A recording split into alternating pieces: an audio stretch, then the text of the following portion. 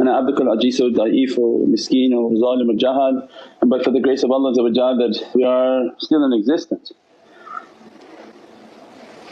Alhamdulillah that we got asked again that why in other people's meditation teachings they talk about connect to the Divine within or breathe and just connect with the trees, the oceans. And in tariqah and the Islamic understanding of tafakkur and contemplation, why does it require a shaykh and the connection with the shaykh? And alhamdulillah that question came at the same time of this month and all the talking about the mirror. And the reasoning for that is that what we've been talking for this whole month is that if you sit to meditate, to get a higher understanding, to get a greater reality of the Divinely Presence, and you don't incorporate the understanding of the nafs and shaitan, anyone who sits just by themselves is going to be sitting with their nafs and shaitan. And the only thing that they're going to learn is the nafs and shaitan, because the nafs and shaitan will sit with them and push to them all their desires and everything is nafsani. To reach to a higher level and a higher plateau, it requires a mirror of truth. So anyone just sitting with their nafs, oh what should I do, oh you should do this and how am I, you're great.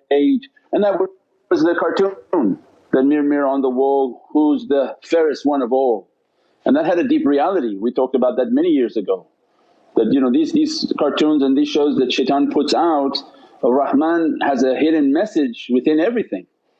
And the majority, 99% of the world is with that mirror. They look to a magic mirror of their nafs and shaitan and say, well mirror, who's the best one of them all? You are the best. You don't have to change anything, you're perfect, you're great, you're beautiful, you're fantastic. And that lying mirror tells us everything we want to hear, not what we need to hear. And that mirror is something in our life that just continues for everything and begins to teach us what we want, what we want, what we want, what we want to hear and what we want. And it just keeps exploding the nafs and the desires, and the desire becomes something that grows way out of hand.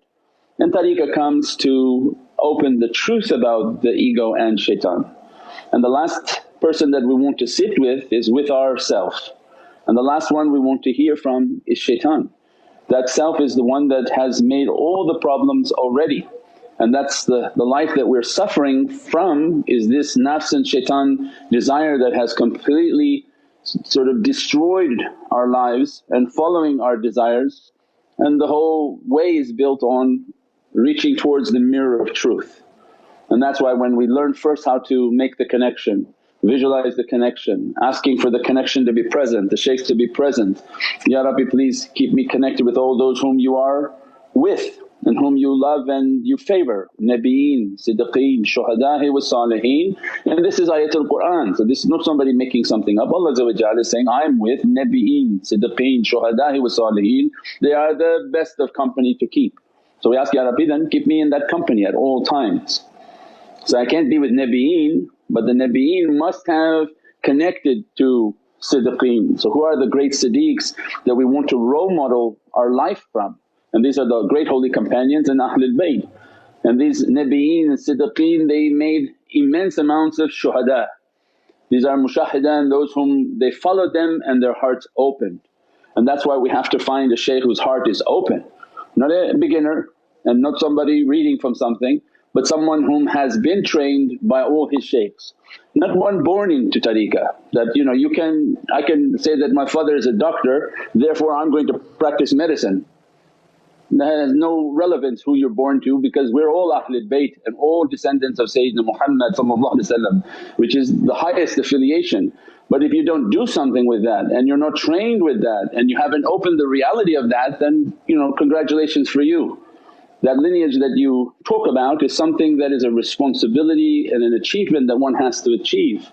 So that we accompany those whom they have been certified, they've been tried, they've been tested, and they're Ahlul Basira, that their hearts are open and that they live by that system.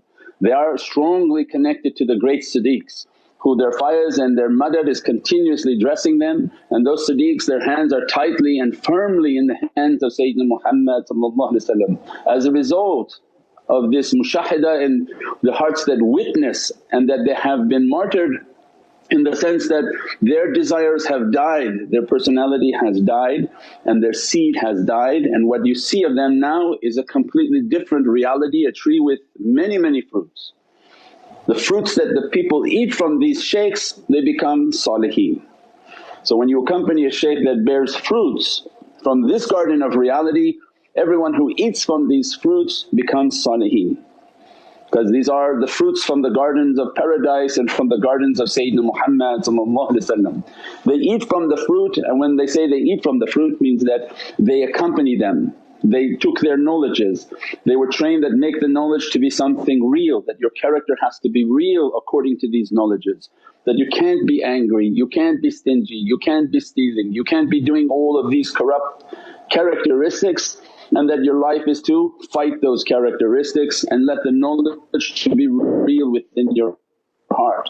If it's not changing you, then that's something else, the fruit is not bearing its fruit within your reality. And the whole tariqah is based on, I want to eat those fruits and I want to be from that reality, and my whole fight is to come against my bad characteristic and never to fight other people. So your stick is not on people but your stick is to